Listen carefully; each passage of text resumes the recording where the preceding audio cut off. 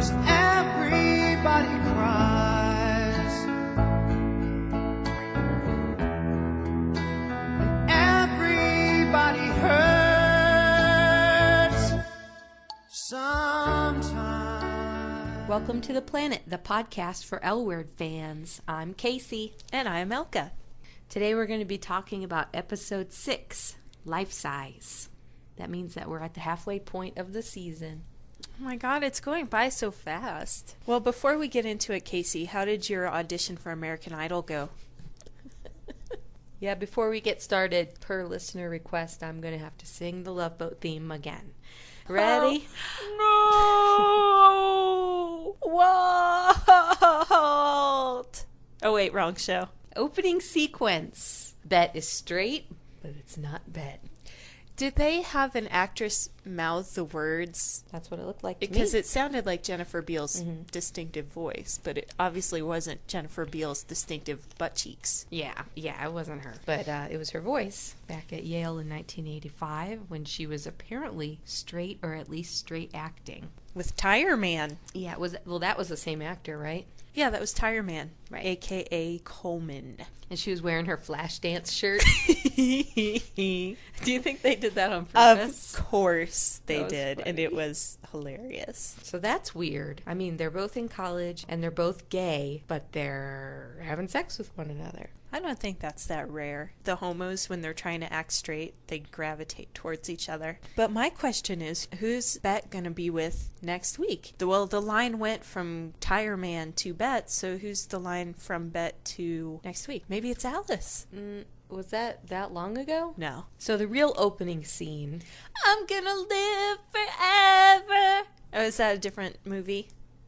No, I think that's it. I was trying to decipher what song you were trying to sing, Elka. We are gonna cut that out. No, we're not. No, for real. Unless you can put it at the end. It's not karaoke hour with Elka and Casey. It's the L word. Oh, I thought that stood for lyrics.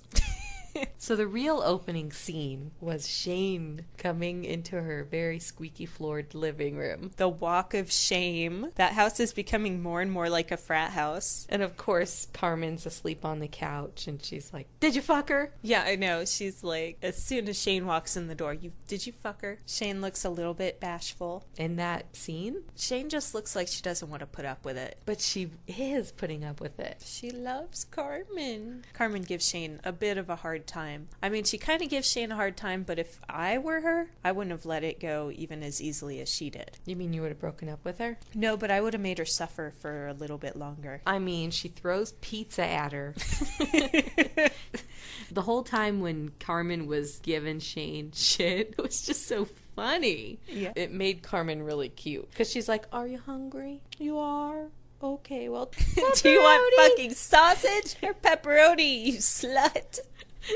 And that's exactly how you are, because like you revert back to your soft, "Oh, are you hungry?" And then you're like, "Oh, what the fuck do I care? She fucked Sherry Jaffe until dawn." And she sprays her down with a fire extinguisher. After reading her the dictionary definition of the word monogamy, she's like, "Oh, look at this. Birds. Mate for life." And Shane's like, "That's great, because I love birds." What? What is that? And then Carmen's like, "A bird, Shane. I'm asking you to be as civilized as a goddamn fucking bird." They were fighting technically, but it was kind of cute. And eventually Shane cries, and then Carmen forgives her. And I have decided that the writers should put in something every single episode to make Shane cry, because Catherine Menning, when she cries, super cute. She's so cute when she cries. You just want to give her a hug and a little doggy biscuit. Shane cries in the shower, and then they rub nipples. They don't rub nipples. They like press boobs against one another in a very unromantic way. Well, they're hugging naked. Yeah. It's not like they're just, "Here, look at my boobs." Then we go to Tina waking up in the morning to, "Did you fuck him yet?" I know. First of all, there's like 5 feet in between them. They're facing away from one. I think Bet is sitting up, staring off into Buddha. And then and Tina's lying facing the wall away from Bet, and there's seriously like 5 feet between them. They may as well have twin beds. Grody. So then they have a little conversation about whether there's a real life man, and there is, of course. Bet just has this hurt look on her face when Tina says his name. Not just hurt, but she totally looks like, oh, this is so gross. She seems so repulsed. Like, how could you do that? That's just yucky. I mean, it's one thing to think that your partner might be interested in someone else in a vague way. Then when you actually have a name and a face to put it to, brought Bet to reality, and she just looked pretty wounded. And Tina looked almost proud. She was like, yeah, I think he is interested in me. Bet said, oh, Tina, he's obviously interested in you. And Tina was like, yeah, you think so? Pass him this note. Do you like me? Check 1, yes or no? And also waking up in the morning is Mangus and Kit. I didn't know Kit had a lower back tattoo. Could you tell what it was? I don't know. It kind of looked like a butterfly. Well, it was interesting because the first kind of idea for the L word, Kit was supposed to be the main character. And the chart, Alice's chart, was supposed to actually be tattooed on her body. What? I know. I read it, I think, in The Advocate a long time ago. Yeah, I'm kind of glad that they changed that up a little bit. But they knew they wanted Pam Grier in the show from the very, very beginning. And Mangus tells Kit that he loves her after, what, a week? I know, that's kind of needy. You think that's realistic? Have you ever fallen in love with someone in such No. a short period of time? No? I've never fallen in love. No, I'm kidding. No, it takes me a long time, but people have proclaimed their love for me after one night. You're such a brag monkey. You asked me. No, that's not what I asked. I said, have you ever fallen? And you're like, everybody falls for me in a minute. How long did it take you to fall in love with me, Casey? I'm still working on it. So you don't think that it's possible that he loves her? I don't know. I don't understand men's brains, so, I mean, maybe. Women are the ones who fall in love at first sight more than men. I guess, but men don't require as much in a partner, so it seems easier for them to fall in love. I mean, they pretty much just want someone to listen when they talk. Women need a little more than that. And what's up with Mangus's bachelor pad? I know, if he's trying to prove to Kit that he's mature, he's not doing a very good job by living in that... The room off of Alice's hall? By living in that, what do you call it, efficiency apartment. He has no cupboards. I think his refrigerator is like the size of my laptop. And did you see that doll on the wall? It's like a voodoo doll or something. Maybe it was a voodoo doll of Kit. And what, he's poking her when she's not around too? I don't know. There was a weird doll on the wall. That's all. Yeah, I'm not too impressed by the Manny. He's doughy and pale too. They need What? He Last needs to week keep you his were in shirt lust on. with him. Well, only when he wears eyeliner. But then he washed his face and took his shirt off, and it was back to puff pastry again. What are you saying, Casey? I can't hear you. You can't eat Oreos while we're recording the podcast, Casey. Do you understand this? I hate you. All right. Talk about Alice coming home. Alice comes home and the maid's there. Stang. Stang. How was your Valentine's Day? What? We're talking about the L word. Yeah, but Valentine's Day just passed. I wondered how it was for you. Actually, it was heartbreaking. Why? I'm just kidding. Actually, this is being recorded on Valentine's night. My girlfriend and I have always celebrated Valentine's Day on Gay Valentine's Day, which is February 15th, just because I don't even know why we started doing that. I think it was because whenever we would go out to eat or something on Valentine's Day, there'd be all these straight couples flaunting their heterosexuality, and it grossed us out, and that's not romantic. So we're celebrating it tomorrow, so I don't know what she has planned. Oh, you think she has something planned for you? She better. Oh. Well, my Valentine's Day was pretty good. My girlfriend had flowers delivered to me at work, and it was super romantic. That's sweet. Nobody else got flowers but me. And then what happened? Then I went home and fucked her brains out. Oh, all right then. That's a good Valentine's. Alice comes home, and she is a woman transformed. She comes home to her hallway, and her dykey maid is there, and she's just prancing around in her little skirt, all full of Uda love. And she sees the Dana standee, and she's like, throw that thing in the trash. I am over it. And then she looks in the mirror, and she's got a couple little bite marks on her neck, and they play this crazy vampire music. And then as soon as it goes away from her neck, the music stops. It's like every time you see Alice's neck, they play this goofy music. And then even when she shows up at Shane and Carmen's, she's like, do my eyes look black? And then Carmen laughs at her and tells her that she's been embraced by the cult of vampires. So as soon as Alice is done telling her slave to kick Dana to the curb, the next scene is Dana packing for her boobectomy. Well, Laura's packing for her, but yeah. Laura looked good, it was like this super sad scene, you know, and Dana's all grumpy face. But Laura is wearing this like cute little shirt with her nipples pushing hard against her shirt. She has high nipples. And she has these cute sagging jeans on, and you could almost smell her hair through the television. She has really good hair. She looked so... I was like, God, I wish that was my girlfriend. My girlfriend never packs for me when I have to go out of town on business. But she always unpacks for you when you get home. Because I'll get home and the suitcase will just sit there for like a week. So I think she just gets sick of it and unpacks it. But she's never packed for me. That'd be really sweet. So Laura takes Dana to the hospital, and it's really scary, and everything's all green and washed out. And Dana has to put an X on her boob with a Sharpie to make sure they don't cut off the wrong one. They get to the hospital. They show her in the little blue curtained room. They close the curtains. And the second that they start playing that horribly sad music, Elka started to cry. Oh, no. Oh, no. I lost it. I think it's because it was all like they used this green filter and it just made everything look so medical. And then they're just like, dong, this horrible music. It got to me.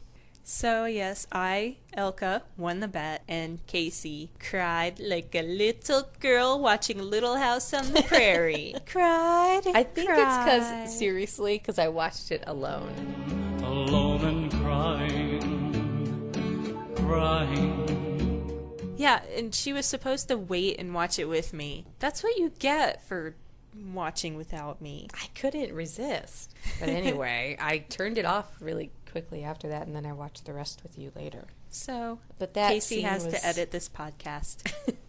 I've edited almost every one. No, you haven't. Okay. You liar. You're a worse liar than Max. You were just what? Yeah. What? He had something in his eye. I was trying to get it out with my dildo. Penis. Okay, here's my question. When Billy Blakey is giving Max a blowjob on her strap-on dildo, whatever it is, how do they know when they're finished? You should know. That was all I was thinking of at the time. I'm like, oh, okay, that looks like fun, but... I think it was supposed to be followed up by... I don't think that was supposed to be the entire sexual encounter. I think that was supposed to be like the beginning, and then more things were going to happen, but obviously Jenny walks in and they don't finish. Well, because I think that Billy looks like a blowjob queen, and I think that he would just have blown Max. Well, in that case, I have no idea. Okay, so back to Dana and Laura.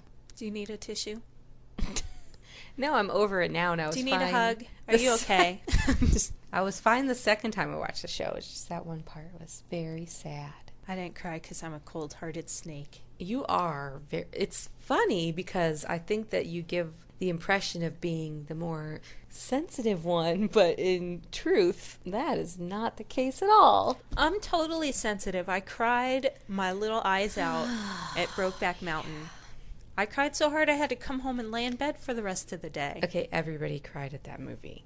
So then they're at the hospital, and the doctor, Dr. Shapiro, comes in to meet with Dana, and he meets Laura, who's introduced as Dana's partner. And then Laura's like, she has to leave because the anesthesiologist comes in, and she tells Dana, I'm going to be here when you wake up. Everything's going to be fine. I promise. And Dun, you know, dun, dun, dun. as soon as they show that, you know something bad's going to happen. So after the surgery, Dr. Shapiro comes out, and Laura asks him how it went, and all of a sudden, he's like, well, I can't tell you that. Because you're not family. And basically, Laura suddenly is nobody and nothing. She's nothing to Dana. They're like, oh, just go home. And she has to call Alice. Alice calls Dana's parents, and the Fairbanks come in and basically tell Laura, you know, get lost. You're not welcome. They just looked at her like, you're nothing. And of course, what does Dana need more than anything at this point? She needs Laura to be there and hold her hand. Yeah. And the Fairbanks go in there, and Dana's like, where's Laura? And they're like, oh, she went home. And Dana's like, why'd she leave? It was really sad. But that is another reason why Republican lesbians should fucking die. Yeah. And if you say being gay is not a political act, I hope you never get sick. No, I hope you do. Yeah, and no one can help you. That's like one of my greatest fears. Yeah, so let this be a lesson to everyone out there to get your living will made. Do you remember that time I had to take you to the emergency room, Casey? Which time? The time when you cut your hand on that piece of glass? Yeah, and you were like, how many stitches did she get? And they were like, we can't release that information. No.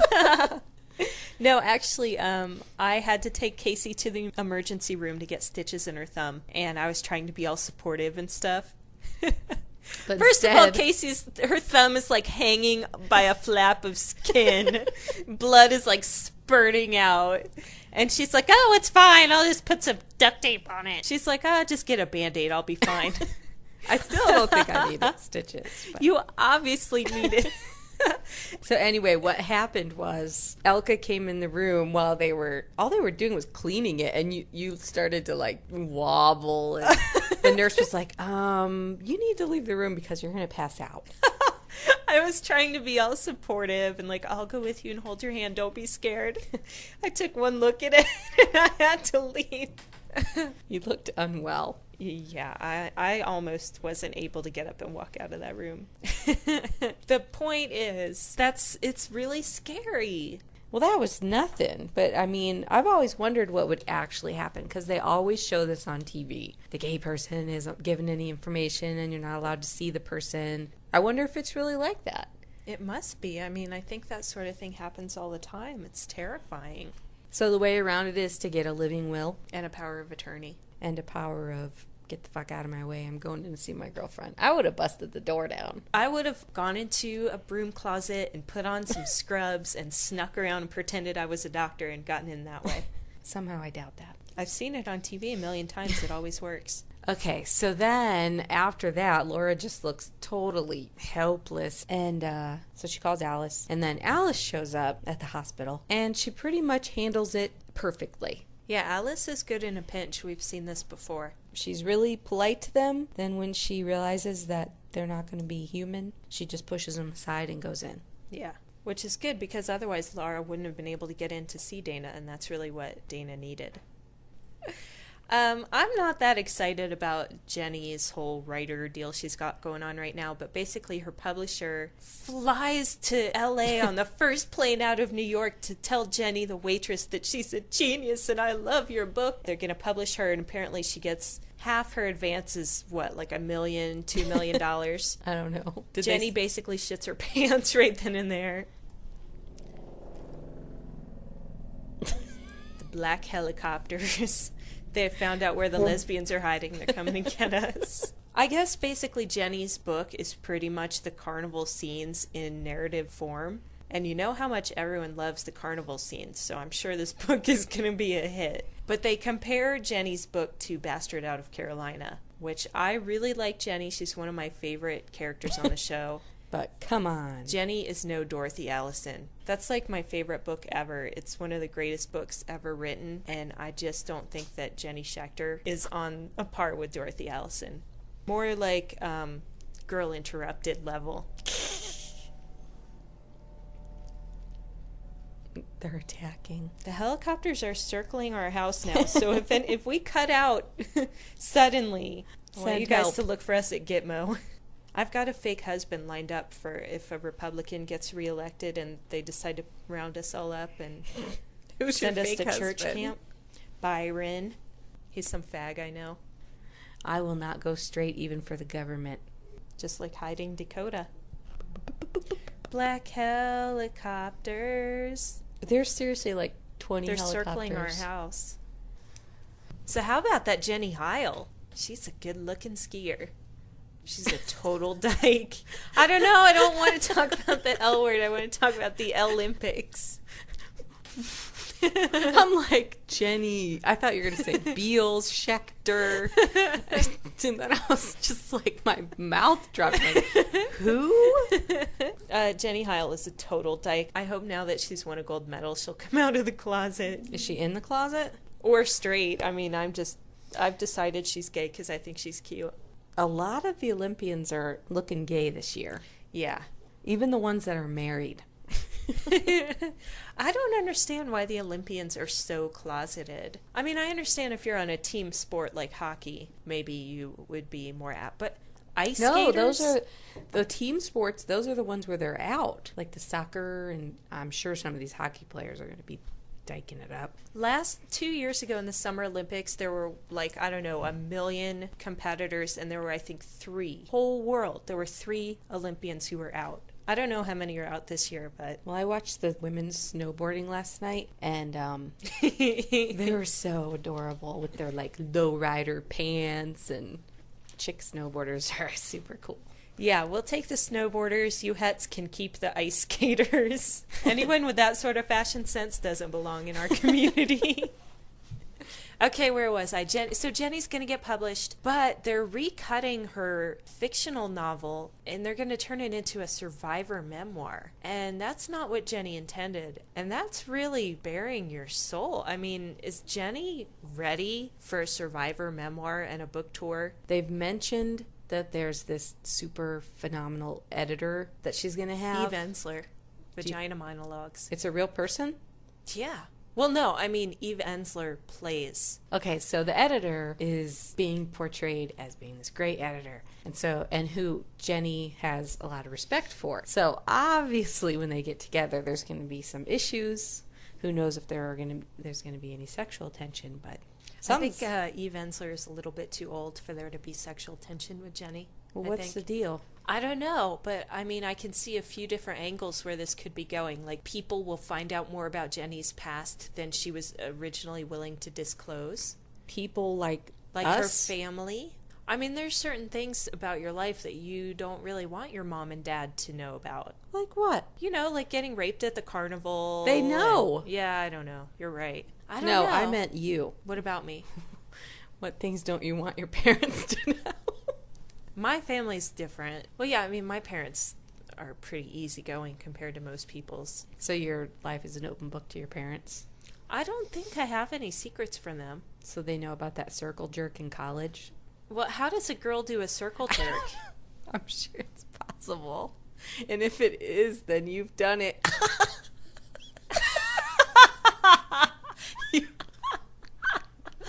What is that supposed to mean? I mean, I did a lot of stuff in college, but I don't think that my parents would be shocked to learn anything that I've done. Anything at all? Well, I've never had an abortion, and that a lot of women, that's their like deep dark secret. Oh, if I had, I probably would have told them. Yeah, I was gonna say if I had, I would have told my mom. Like, I told my mom that I was dating a girl before most of my friends knew. What was her reaction? Oh, that's nice, dear. Let's go shopping. I remember that. My mom is like, if you get A's, I don't give a fuck what else goes on in your life. Just keep getting A's. And so I did. I remember that because I called you like the day after your mom left, and I was like, oh my God, you came out to your mom. What'd she say? And you're like, yeah, she didn't care. She just wanted to go buy some shoes. Seriously, telling my mom I got a C on a test would be way more traumatic than telling her that I eat pussy. Well, it's not like you said that. I don't know. If you actually said, Mom, I eat pussy, I think she might be a little dumbfounded. She would turn red and laugh and probably like smack me on the arm. She'd be like, have you been drinking before noon again? Yeah, that's how my mom was when I told her I was gay, too. Oh, no. Okay, remember that scene in season 2 when Dana comes out to her parents? Just imagine the exact same scene, but with Casey instead of Dana. And with no Alice there to support you and drive you home from the restaurant after your parents stormed out. Yep. That was pretty much it, except for it wasn't at a country club and my parents don't drive a Mercedes. It was probably like a Buick or something. What happened? I told my parents that I was gay. Wait, you were at a restaurant. Mm-hmm. Red Lobster? No, it was a nice restaurant. I don't know what it was. It was someplace in Ohio. Why did you choose to tell them at a restaurant? Well, because from all the things that you read, well, I was already in college and moved out of the house, so I didn't, like, it was safe. Like, what's the worst thing that could happen? Pretty much what did happen, they left me in a restaurant. But, like, I wasn't afraid for, like, bodily harm, and I wasn't afraid that they were going to throw me out of the house or not send me to college because I already was in college. I know that I didn't say, like, I'm gay. I said, I think I'm gay. And my mom said, oh, great, you think you're gay now? That's what we get for sending you to that liberal college. No! And they got up, full meals on their table. They had just put the food down like 5 minutes before that. And my mom got up and my dad was like, oh, I guess I better go too. And they left me there all alone. It was terrible. That's sad. How long was it till they spoke to you again? Oh, like the next day. Or whenever I talked to them again. No, they just didn't bring it up. So they storm out of a restaurant, leaving you there. Storm out. And then they just pretend like nothing happened the next day. I think that's a really common reaction. I think I didn't talk to them the next day, but the next time I called my mom, she didn't mention it. What's she gonna say? So anyway, that was a long time ago. So, so the way I see the Jenny thing going, to get back to the topic of the L word, is that either it's going to become too personal and people are going to be challenging her not on the fiction she writes, but on her actual life. Which, if you go on a book tour and have to defend your life against strangers and reporters and interviewers, that seems really kind of stressful to me. And it definitely seems like something that Jenny is still too fragile for. I mean, she's been out of the mental hospital for like 2 weeks. Maybe, this is a huge stretch here, but maybe they're going to try to get her to do it as nonfiction. She's going to explore it and decide no. And she's going to give them the money back. That would be really cool, Jenny, like defending her artistic integrity over fame and fortune, basically. Right. That would be really cool. I mean, who knows? I hadn't thought that would happen. My other hypothesis was that the editor was going to kind of take over, cut the book up. Jenny was going to lose a little bit of the control while they were marketing the book, and it would have ended up as like a James Frey crying on Oprah sort of thing where they claimed things were true that actually were fictionalized. That'd be ironic. A million little pieces of Boira. I kind of liked her as like the starving artist, though. Yeah, you're into that. Yeah, but I liked her like that. Well, maybe she'll have the sophomore slump for us to look forward to next season. Who knows? Maybe she's got a whole... Maybe she's got a whole bookshelf big enough full for of Moira's dildo. Childhood trauma ready to be mined for profit. Anywho, speaking of Moira's dildo... Slater-Kinney has a concert at the Planet, which is super sweet. I like Slater-Kinney a lot. Yeah, that made me want to go see them. I used to have all their CDs, and they all got stolen when my house was broken into. So that kind of bummed me out. But it was cool to see them and hear them. I love Slater-Kinney. I've liked them for a long, long time. And they're adorable. I was curious to see what they're going to look like singing, because they're so weird looking anyway. Yeah. So it was good. Well, I saw Slater-Kinney, I think, like 10 years ago or something ridiculous like that. They look exactly the same. Hair, same clothes, everything. Anyway, that was awesome. Slater-Kinney rocked. Yeah, and the music that they were playing was a good backdrop for, like, Shane receives the phone call from Alice. Mm-hmm. That's, like, what the pounding in your head sounds like when you're hearing something horrible on the phone. Oh. I don't know. And then, oh my God, Kate cried again. Catherine Menning crying. Just, oh my God, she's so cute when she cries. I hope Shane just cries and cries and cries every episode from now on. Tina has a meeting with Dylan, Mr. Dylan, and Helena. Danny. And it's so funny. Helena walks in and she's like, oh, hi, Danny, nice to meet you. And he's like, we met? And I've seen this happen. This happens to Casey all the time. Yes. I know a lot of other people too. Like, I don't know, remember lesbians men. don't look at men's faces and don't remember them. And I know fags, like Dan Savage was writing in one of his books about how he never remembers women's faces. He can't tell them apart. So I thought that was really funny. Oh, I do that all the time, and it's really bad because my job is like 90% men, and I'm supposed to know all their names and titles, and I can never. I have a little notepad that I use. What, do you like sketch little pictures of them? No, but I like write where they work and what their kids do to remember them because it's true. All men just kind of blur together as one big group, and I don't remember meeting anyone. And you don't have to do that for the women that you work with? No, I remember the women. Anyway. And then Helena's like in this meeting trying to play footsie with Dylan while Dylan's sitting next to her stupid boyfriend. And then they're all walking out of the meeting, and Dylan's like, "Oh, I gotta get my jacket." So do you think she forgot her jacket on purpose? It looked like she didn't. I know, but I think she did. Subliminally, maybe she forgot her jacket on purpose. So she goes back in to get her jacket, and she turns around, and Helena's closing the door behind her, and she's like, "I need to talk to you." And she looks hot. Of course, Helena has the look. Like, I don't think anyone could resist that look from her. And Dylan's like, okay, I'm straight, I'm with Danny, and it's never gonna happen. He leaves, sends Danny on her way. She comes back in and leaps on Helena. She leaves, and then Tina and Helena is like crestfallen. She looks so sad. Yeah, I think she really likes her. She's not just trying to get in her pants. So also, she looks hurt. I'm sure Helena is not used to rejection. Well, yeah, look at her.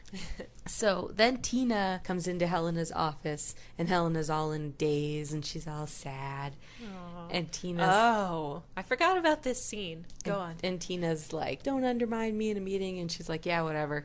I won't." And then Helen asks her for her advice. She says, "Have you ever dated a straight woman?" And Tina says, well, I used to date men. I was straight until I met Bet. I think Helena asks her, like, about how straight women feel and what's that like. And Tina says, "Well, most of us." Oh. And then she's like, "I mean, most straight women." Oh, God. That just... if I could reach through the screen and just pull her hair... Oh, that made me so mad. Most of us. I don't understand this. What Does do you this mean? happen? Yes. Tina's advice to Helena boils down to don't get involved with straight women, which means that obviously things aren't going to turn out for Bet the way she hopes. Well, do you think that's true? What? Well, we talked about this before, and you said, like, everyone's straight until they're not. I mean, every 15-year-old is straight. Okay, but also a lot of straight people, like otherwise straight people, have a relationship with someone of the same sex. Like Anne Heche? I hate to use that example, but I guess. Because she's straight again. But she's crazy. Yeah, she's a total nutball. Are you trying to call me out? I'm not. I'm just sitting here. You're trying to call yourself out. No, I'm not. Well, okay. I can speak to it from only my point of view, which is I've only dated straight women. I mean, I've been in a relationship with a, quote, straight woman. I mean, she was straight before this. And ironically, we've been together almost as long as Ben and Tina. So now I'm like, okay, she's going to leave me for some dude at work. She would never do that, I'm sure. Okay. She's obviously smitten with you. Yeah. I mean, that's different. Because I think she's more bisexual than straight. I didn't know that when I started dating her. I wouldn't have been interested. That doesn't make any sense at all. You only like straight girls, not girls that like girls? It's not like I think about it. That's just the way it is. People, not the parts. Well, for you, maybe. I like But the obviously, parts. okay, the show starts out with Bet fucking Tire Man. Yeah. I mean, Bet's not straight.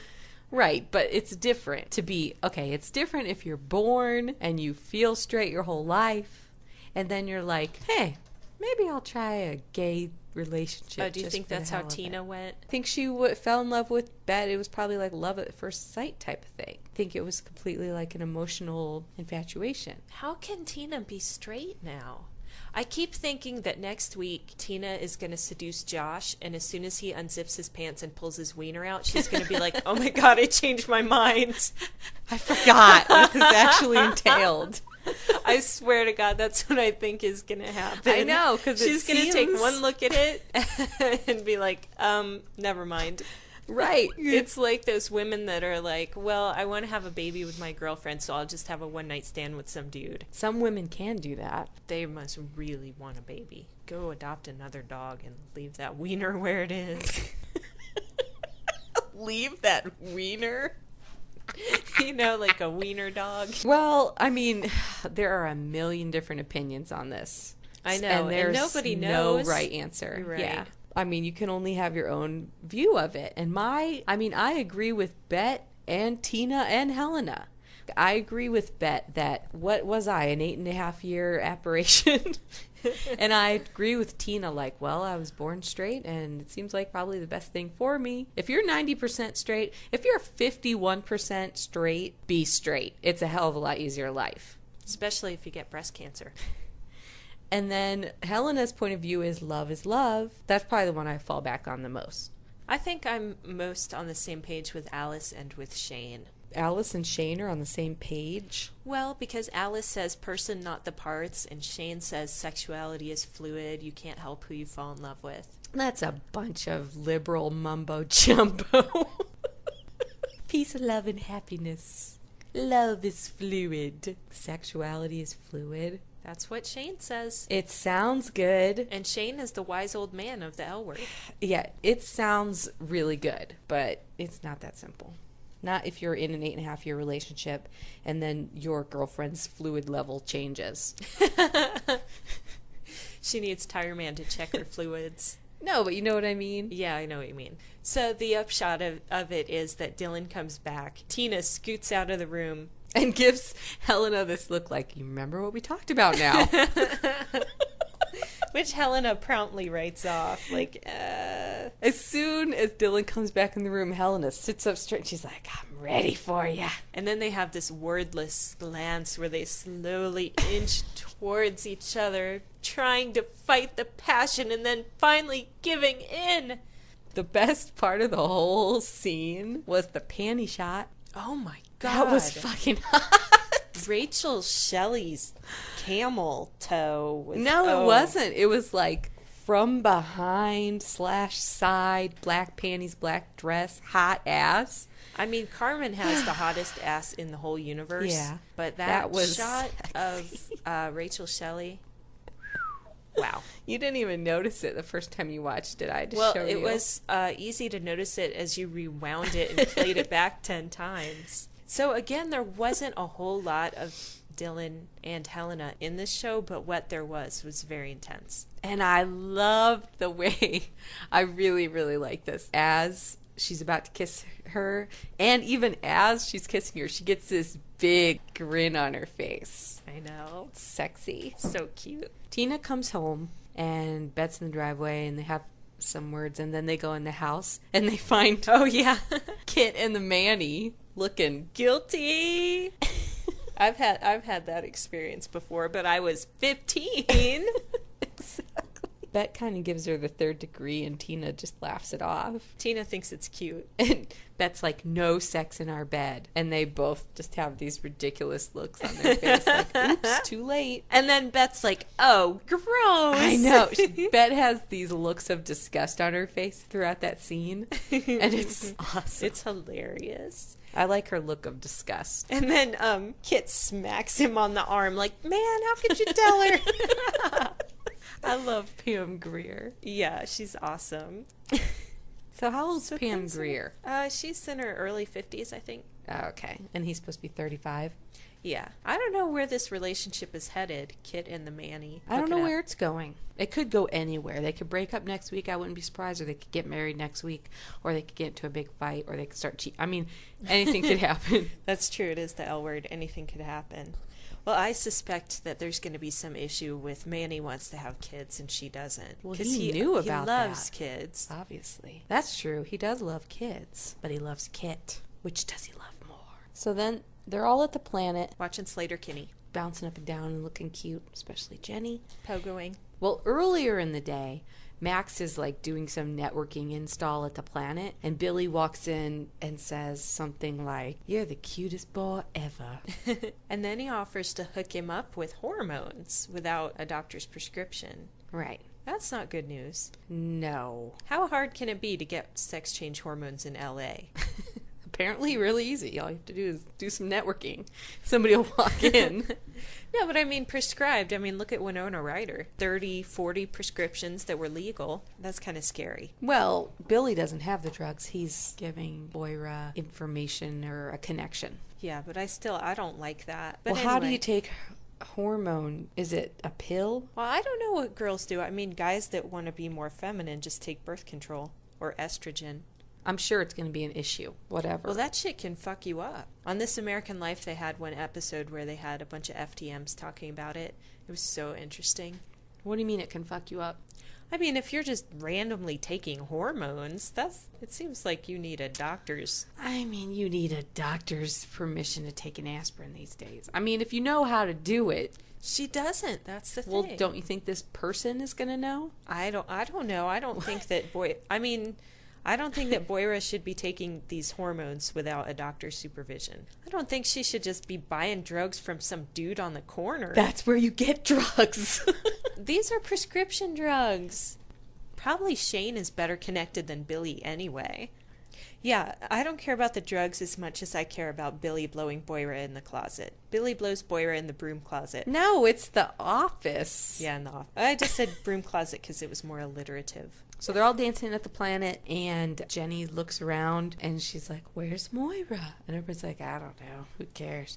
And and then they show Jenny opening the door of the office to find Billy blowing Moira. So instead of being like Carmen and like throwing shit and running away, Jenny is a cool cucumber. She walks in, shuts the door, sits down, says to Moira, "So is this the kind of relationship you want?" And Billy and when she walks in, Moira's like, we were just he was adjusting my dildo. Like, what was she going to say? We were just... When Jenny walks in, okay, they show the scene, like, "Where's Moira? Where's Moira?" Okay, I'm going to go find her. And you know what's going to happen. Of course. So then I'm like, oh, shit, she's going to lose it, or she's going to open the door and run away like they always show on TV shows. But instead, she opens the door. She's like, "Oh, look, that's interesting." So she walks in, and I'm like, oh, my God. She's going to jump in. They're going to have a threesome.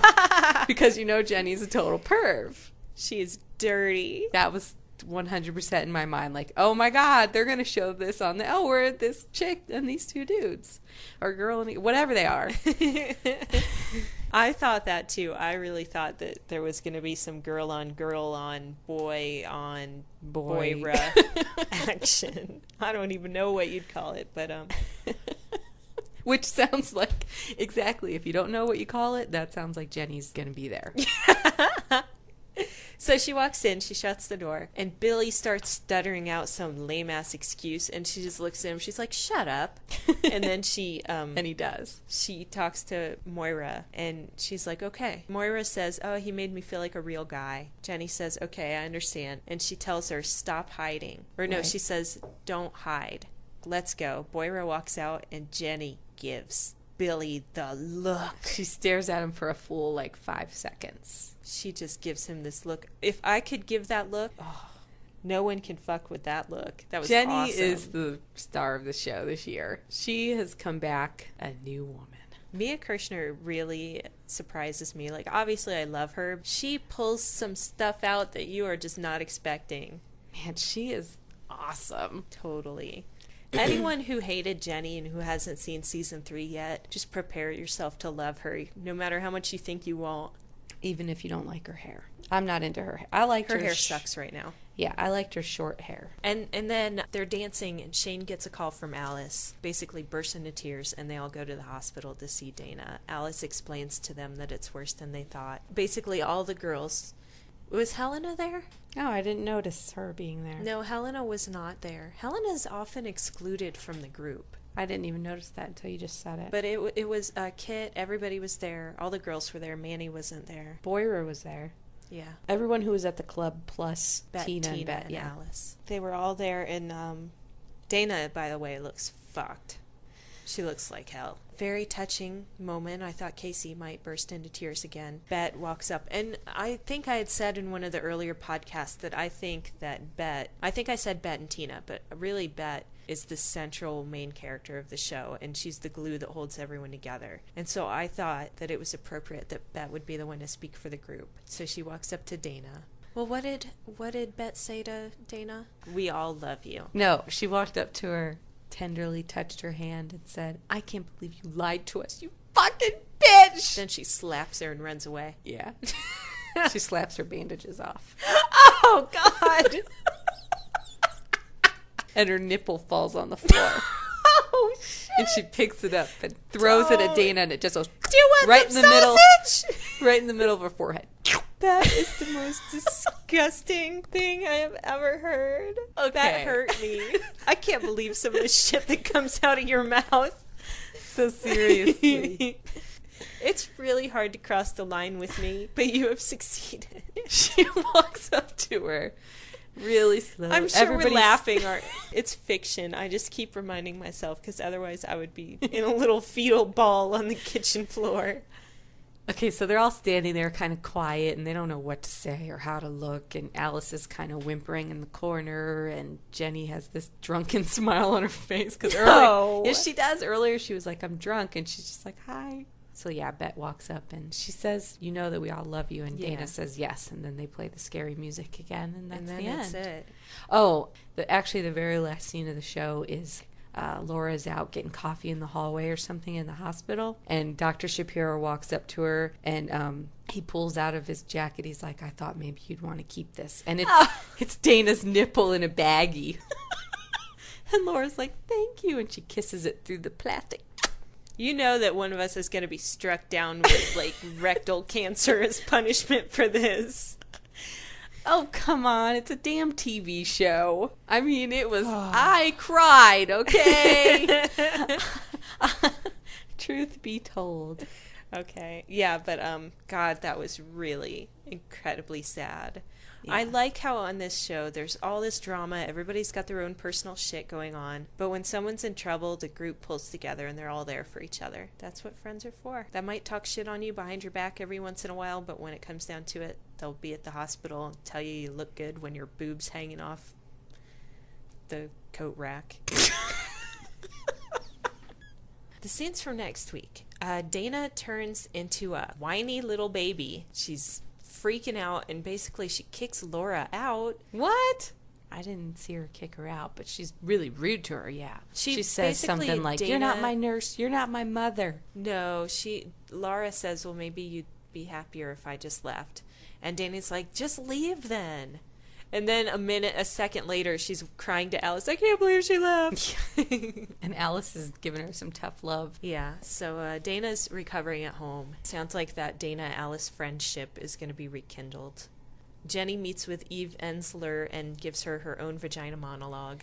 It seems that the editor doesn't care for Jenny's book. Oh, really? Yeah, I don't remember. Well, I think that the editor just wants to do it. She wants to edit the fuck out of it. And Jenny's going to have a problem with it. So it's going to be like an artistic freedom sort of thing? That's what I think. I never read Vagina Monologues. Everyone who read it said it was good. I can't believe you haven't read it. You've read everything. Did you read it? No. I was afraid. I thought it might be too sad. Whenever people start talking about vaginas, you end up having some kind of carnival flashback scene. It's depressing. But I don't discriminate. I did not watch the puppetry of the penis either. But you acted it out once. That's true, I did. And then they show a scene that it's not very telling at all, but it's Kit is giving Billy shit, and it looks like she's going to fire him. Says something to him really intense. Is he a drug addict? Yeah, I think Billy's got some drug stuff going on. He's probably like stealing from Kit to support his drug habit or some crazy shit like that. Because she's pretty permissive. In that deleted scene that you can see on the official Showtime L Word site, she catches Billy fucking the vegan waiter in her office, and all she says is no cocktails before 5. Yeah.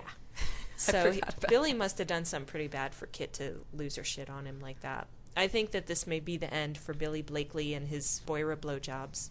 The last scene from next week. Oh, God. What? Do you have gas? Tina. Tina's making out with Josh, and it grosses me out. They show her making out? Yes, she's. Ew. I think it's on the same fuck couch that Helena and Dylan. It's like that couch has got some sort of mojo going on. Yeah, it looks like Tina's going for it, and it doesn't look like she's gonna take one look at it and say "ooh" the way that I had hoped she would. She says something to Josh like, I don't have a problem with gratuitous sex. And he's like, I like a woman who speaks her mind or something. What straight woman who's not doing it for money would say, I don't have a problem with gratuitous Someone sex? who's cheating. That's the only woman who would say that. Usually you don't To a tell man. your wife until after. She's like, Bet, I'm going to cheat on you. There's nothing you can do about it. And Bet's like, okay, you do that, explore it. And then you come back to me, but I probably won't be here anymore because I'm starting to show, so I got to get off the show. Oh my gosh. So when do you think Bet's leaving? Next week? Well, she's got to be there when Dana dies. If Dana dies. She doesn't got to be there. So that was Lifesize. What's next week? Do we know? 2 words. Lone Star. I hope that it has nothing to do with Texas. Well, what do you think the meaning of Lifesize was? I really don't think most of the L's, I think most of them don't mean anything. Episode 5 should have been called Labia Majora, not episode 1. Yeah, no shit. So the boob count for Lifesize was a total of 5 boobs. Really? They showed 1 Dana boob, which she marked the X on it. Okay. 2 of Shane and 2 of Carmen. You didn't really see Carmen's nips, though. Well, still. Okay.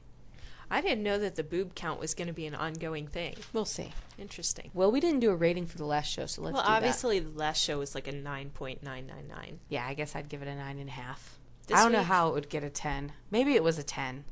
Well, once you give something a 10, there's nothing that can be better, and you don't want to take away someone's chance for improvement, so. And what do you give Lifesize? I mean, it was solid. It was a good episode. There was a lot of development. There wasn't a lot of sex or porn or nipples, so I don't know. I guess I'd give it a 7. I would give it a solid 8.5, just because it made me cry. Yeah. That's rare. We are doing a poll again this week for the next episode of The Chart, as well as the contest that we have going on, which Casey will tell you all about. Our poll this week is, what signs do you look for, or what questions do you ask to determine whether a girl is gay? Or a guy, I guess, to determine whether a person is gay. Because, sometimes you see someone, they're attractive, but you don't quite know if it's okay to hit on them or not. So you look for subtle clues.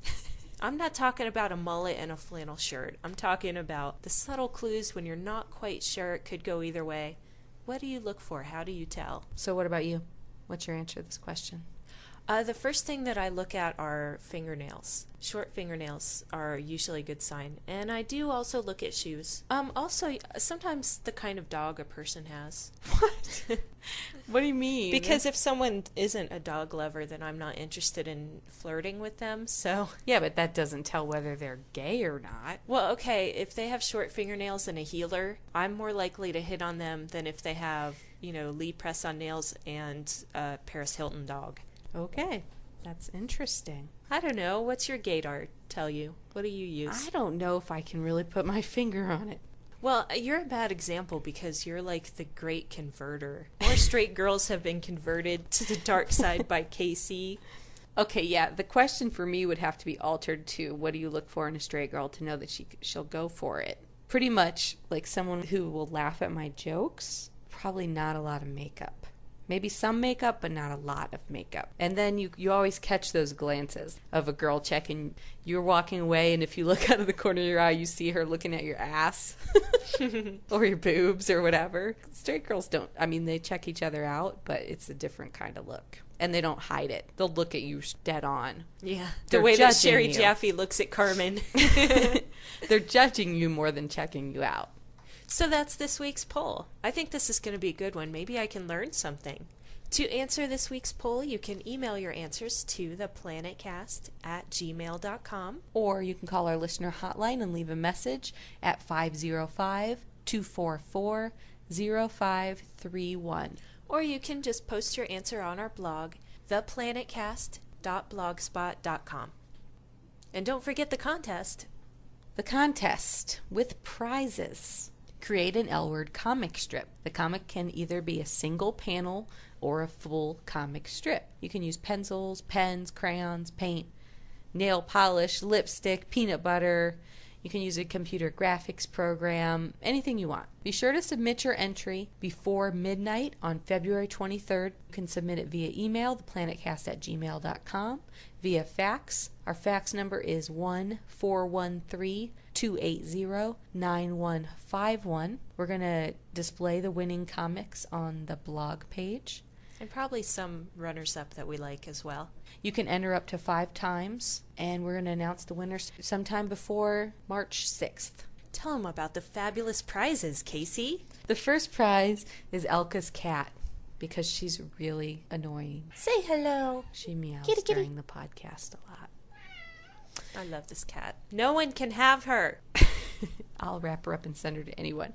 Okay. The actual first prize is a signed photo of Rachel Shelley. Generously donated by the webmaster of RachelShelleyOnline.com. Thank you very Priceless. The prize is priceless. Yours to cherish throughout eternity. You can kiss Helen a good night every evening before you go to sleep. And know that her delicate hands touch that glossy paper. Second prize is a Burt's Bees head to toe pamper yourself kit.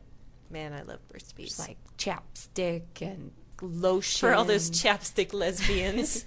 What comes in it? Like toner? Oh, I don't know. You get some of the carrot lotion and some of the milk and honey lotion, Some which is my soap. favorite. Some salve, Just some a cuticle cream. whole bunch of things to lather your lesbian body up with. Or your homo, faggot, straight, trans, whatever body. You can lather No. your lesbian or moisturize your Mary.